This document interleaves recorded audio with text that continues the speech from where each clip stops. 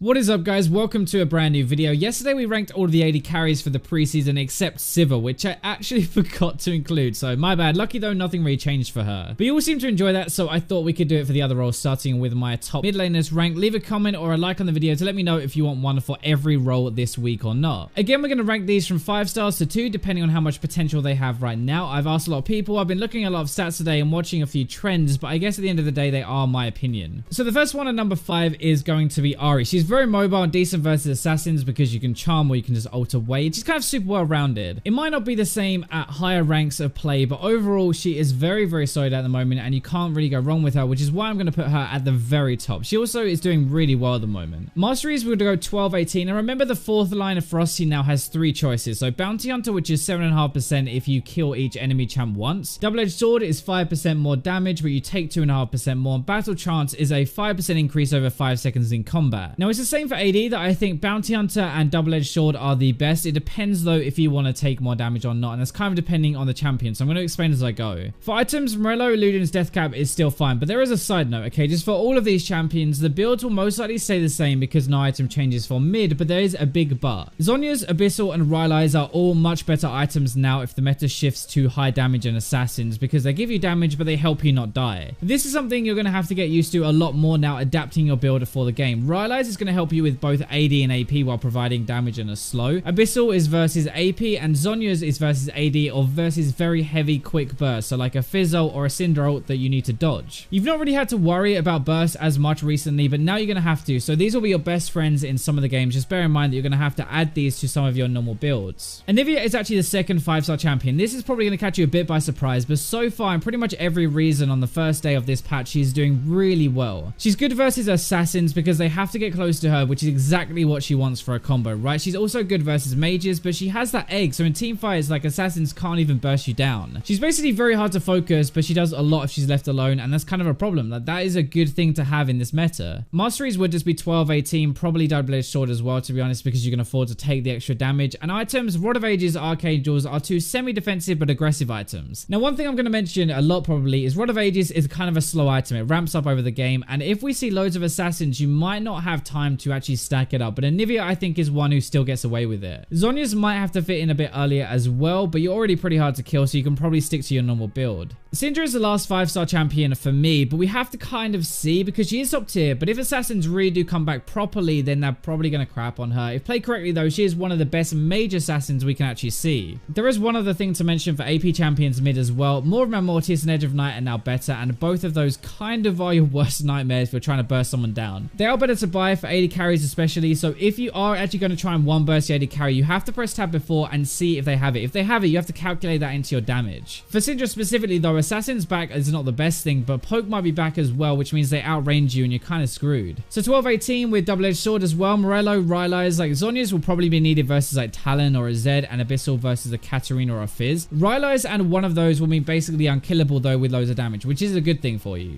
So moving on to 4 stars, these are still very good, but they lack at least one thing really. Annie is the first one, good crowd control and preys on shorter range champions at least. The problem is more if assassins go on her first, and she might have an issue. She's basically very strong, but assassins might push her out a bit. Personally, I would move to Abyssal as well in certain matchups instead of Rod of Ages, because Rod of Ages is kind of slow, but again at the same time, like, Rod is pretty decent in the lane phase. It gives you health back and it's decent laning. The rest of the build is basically going to stay the same. You build for burst, but just have to bear in mind if you're against like a Fizz or a Katarina, you might need an Abyssal. Now we're getting into the rework champions. So Talon is the first of the assassin reworks, and he is the ultimate roamer right now. He does well in the lane phase, he has good damage, but roams behind enemy lanes and dives are just like stupid on him, or invading the enemy jungler even. It's also actually his Q, his jump, it now crits if he's in melee range, so you just wait until Talons actually realize and they flash in, then they use their Q for the extra damage. It's actually insane. Right now they don't really do it, but when they figure that out, we're all going to be in a bit of trouble. Masteries 12, 18, I would go Bounty Hunter actually, because you're roaming, so you're going to get the percentage stacks anyway. Items, Moby Boots most likely for the parkour super roams. Dustblade is overpowered. Ideally you auto attack for the true damage, you then ultimate, then auto again for about 400 true damage in a fight. That's kind of fun, right? It's ridiculous, but Ghostblade, Tiamat, Black Cleaver as well. Armor Pen is not as good early, so you roam to find low armor targets. Katarina is a second of the bigger reworks, I guess, and there is potential with Kat, like, to be off the charts right now. I'm gonna go ahead and say she probably sucks for the first week or two, but seriously, if you learn her and learn how to use her daggers, she does insane amount of damage, and she is so hard to lock down and control. I think she's like the ultimate skill champ at the moment in the game. Like, you've seen some on the PvE which suck ass and some that absolutely crush. 12-18 though, again bounty hunter because you should be roaming so you get the percentage sacks, and Abyssal is super good in this meta. Luden, Zhonya's death cap as well. If you play it right, actually, you're more slippery now than I think you were before, so you can get away with a more damage heavy build. Now Fizz, another one, not that much has changed, but he is really good at killing mages right now. If you're a mobile, you can land a longer range ultimate for more damage and then bash them super hard with that new W. The new W, by the way, if you've been attacking them for like 2 seconds and then you use the W, it will do 300% damage. It also resets your auto. It's pretty nuts, and I think you're kind of more well-rounded now. Mastery is 12-18 with assassin and double-edged sword, and items Abyssal Lichbane combo is pretty nuts. That is what most people are doing on the PvE. Zhonya's as well to wait for your cooldown so you can do it. Gunblade was actually one that people picked up because it's even more burst. There are a lot of different options right now, which is partly why I think he's 4 stars. You can adapt to the game very well. You can get crapped on, sure, but like if you play it right and you roam around a lot, I think you can always get fed. Try as well, by the way, starting Dark Seal and Refillable Potion in an easy matchup. It's actually really good. The last 4-star champion is Orianna though, so the ultimate mage counter. You outrange and you outtrade most mages, and you offer utility, poke, and a good team fight. She does struggle versus like high range poke or assassins though, so yes, like while she's super good, you have to be careful with certain matchups, I think. 12-18 and bounty hunter, in my opinion, you can take double-edged sword, but like I don't know if you really need to, and against mages maybe, but late game you're already quite fragile, so I don't want to take any more damage. Items, Rylai's is going to be overpowered this patch. Morello first normally though. Abyssal and Zhonya's will be your best friends, so adding one of those to Rylai's. Remember as well, on Orianna, don't build more than 2 kind of defensive items, so like Rylai's and Zhonya's, not like Rylai's, Zhonya's, and Abyssal, because you'll do no damage. Moving on to 3 stars, Zed is the first one. This is only for solo queue, right? And to be honest, I'm not even sure if this will be the same in a week or 2. Tanks are going to come back if Zed gets too popular, but Dustblade is so good on him. It adds so much damage now. You can roam well, you can punish mages, I think, harder now with the Dustblade rush. Like, sure, armor pen now scales into the game, but the true damage from the Dustblade kind of makes up for it. Your passive stealing 15% of the target's total AD when you kill someone is pretty nuts late game, actually. You can only do it from one person, but imagine killing the enemy AD. So 12-18 with double-edged sword, and just something to bear in mind as well, Edge of Night plus more Mount Mortius is so overpowered versus AP heavy teams. Edge of Night and more is actually the same for Talon, pretty much same for any assassin. It's just really good. It shuts down any kind of AP assassin. Dustblade, Ghostblade, Black Cleaver, same style. You just do slightly different things than before, I guess. The thing is, like, your passive and the Dustblade true damage is a ton of damage with just one auto in a combo.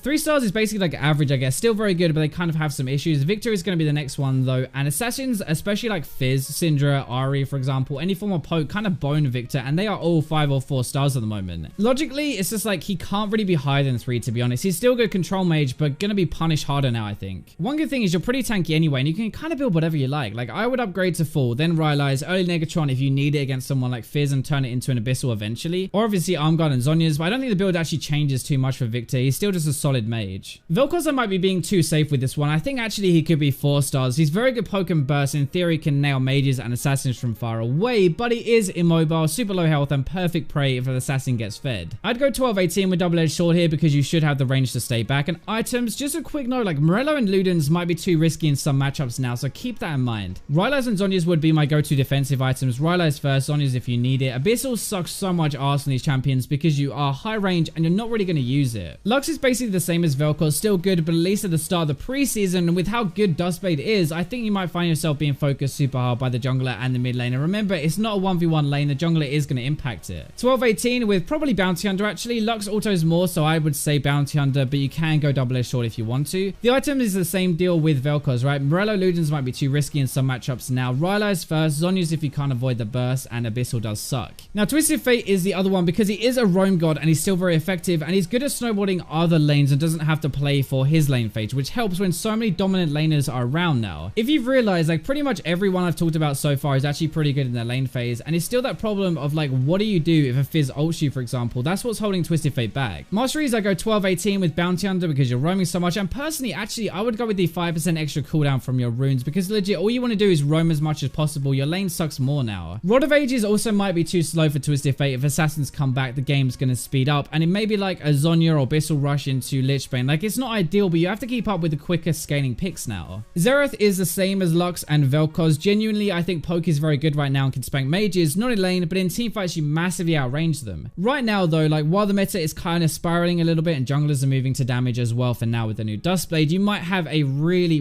rough lane phase. Masteries will be 18-12 or actually 12-18 with double-edged sword because you are again high range. Deathfire Touch is definitely more of a late game choice. I think Thunderlords is more for the lane, and now that you have even less chance to do much early versus assassins, I think picking a scaling keystone is a good idea. Items same as Lux and Vel'Koz in easier matchups. Morello and Ludens is good. Normally I go Glass Cannon, but I actually think now at least Rylai's will be needed, maybe even Zhonya's. Finally, we're on to 2 stars, which is still good, but very obvious problems in my opinion. You wouldn't want to pick these every single game. Ryze is the first one. I think he's actually one of the best mid laners once he's mastered, but honestly, this meta just does not look that good for him right now. Burst assassins, like, they suck. High pressure mages like Ori, that sucks too. If he could survive the lane phase and like farm, he'd be super solid though. I would go Storm Raiders still, or with probably Bounty Hunter or Battle Trance actually. Short range, so ideally you don't need the double-edged sword. I think Rod of Ages might be too slow actually, so one thing I'm going to try is tier Morello, Rylai's Archangels. It gets you into the game quicker. I know Rod of Ages is so good on Ryze, but like that's not going to help you if a talent is roaming the entire game and screwing you. Now Cassiopeia, again, meta is not that good for her at the moment, and she is a good laner, I guess. That kind of keeps her in the top 15. Poke honestly does suck for Cassiopeia though, and very mobile mages as well. Teamfights are the bigger issue for me though, because it's not that easy to have an impact anymore. Masteries will be 18-12 Deathfire Touch with double-edged sword. Spellvamp, in my opinion, you can get away with the extra damage from double-edged sword. Morello, Rylai's Archangels would be most games. Abyssal would be okay versus someone like Fizz, but maybe just a Zhonya would be better to dodge the damage in the first place. Rylai's makes you very tanky though, so you might not even need it to be honest. But just before we end this, I have one more. What about LeBlanc? I don't actually know where to put her, to be honest. Like, I think she does belong in the top 15, but I have not seen that much of her on the PB, and it was very hit and miss when I did see her. I think she should fit into tier 3 somewhere, at least in this general meta. She does kind of suit it, and unless she's a ton weaker, then that's where I place her for now, but we're gonna have to see before I do. Anyway, I hope you guys enjoyed the video. Thank you for watching if you're still here. If you want me to do these for other roles, let me know in the comments, and for now, let's go to the robots.